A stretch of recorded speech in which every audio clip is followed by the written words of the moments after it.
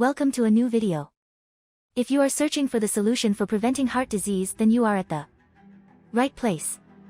In this video we are going to talk about the best ways to prevent heart disease. If you are new here, then make sure to like and subscribe to our channel. How can you live a longer, healthier life?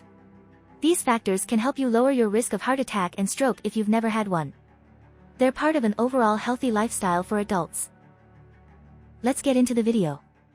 First, we talk about the types of prevention. 10 managed conditions. If you have high blood pressure, hypertension, high cholesterol, high blood sugar, diabetes, or other conditions that put you at greater risk, it's very important to work with your healthcare team and make lifestyle changes. Many conditions can be prevented or managed by eating better, getting active, losing weight, and quitting tobacco. Number 1 prevention is secondary prevention. These efforts are started after someone has a heart attack or stroke, undergoes angioplasty or bypass surgery, or develops some other form of heart disease. It involves taking medications like aspirin and/or a cholesterol-lowering statin, quitting smoking and losing weight if needed, exercising more, and following a healthy diet. Although secondary prevention may sound like closing the barn door after the horse has gone, it isn't. These steps can prevent a second heart attack or stroke, halt the progression of heart disease, and prevent early death. It may be obvious, but the number 1 killer of individuals who survive a first heart attack is a second heart attack. Number 2 prevention is primary prevention. Primary prevention aims to keep an individual at risk of heart disease from having a first heart attack or stroke, needing angioplasty or surgery, or developing some other form of heart disease. Primary prevention is usually aimed at people who already have developed cardiovascular risk factors, such as high blood pressure or high cholesterol. As with secondary prevention, primary prevention focuses on controlling these risk factors by making healthy lifestyle changes and, if needed, taking medications. That said, the appearance of worrisome cardiovascular risk factors means that inflammation, atherosclerosis, and/or endothelial dysfunction are already at work and, in most cases, aren't reversible. Number 3 prevention is primordial prevention. The word primordial means existing from the beginning. Primordial prevention involves working to prevent inflammation, atherosclerosis, and endothelial dysfunction from taking hold, and thus prevent risk factors such as high blood pressure, high cholesterol, excess weight, and ultimately cardiovascular events. Once rarely discussed, primordial prevention is now the cornerstone of the American Heart Association's definition of ideal heart health and efforts to help people achieve it. 1. As its name implies, the sooner you can start practicing primordial prevention, ideally from childhood on, the more likely you are to achieve it and protect yourself from heart disease. Heart disease is a leading cause of death, but it's not inevitable. While you can't change some risk factors, such as family history, sex, or age, there are plenty of ways you can reduce your risk of heart disease. By living a healthy lifestyle, you can help keep your blood pressure, cholesterol, and blood sugar levels normal and lower your risk for heart disease and heart attack. There are several ways you can reduce your risk of developing coronary heart disease, CHD, such as lowering your blood pressure and cholesterol levels. Get started with these tips for boosting your heart health. Number 1 is don't smoke or use tobacco. One of the best things you can do for your health is to not use tobacco in any form. Tobacco use is a hard-to-break habit that can slow you down, make you sick, and shorten your life.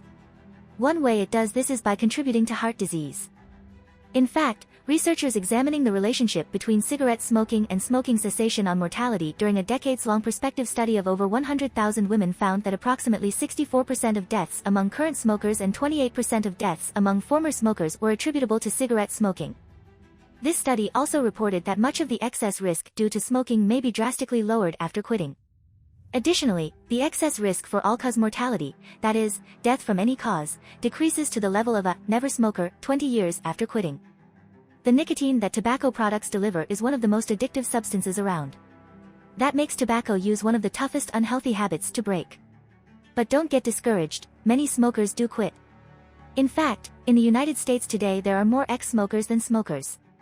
Learn more about the hazards of smoking, the benefits of quitting, and tips for quitting from the Centers for Disease Control and Prevention. Number 2 is get moving. Aim for at least 30 to 60 minutes of activity daily.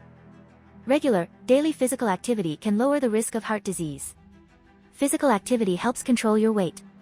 It also reduces the chances of developing other conditions that may put a strain on the heart, such as high blood pressure, high cholesterol, and type 2 diabetes. If you haven't been active for a while, you may need to slowly work your way up to these goals, but in general, you should aim for at least 150 minutes a week of moderate aerobic exercise, such as walking at a brisk pace. 2. 75 minutes a week of vigorous aerobic activity, such as running. 3. 2 or more strength training sessions a week. Even shorter bouts of activity offer heart benefits, so if you can't meet those guidelines, don't give up. Just 5 minutes of moving can help, and activities such as gardening, housekeeping, taking the stairs and walking the dog all count toward your total.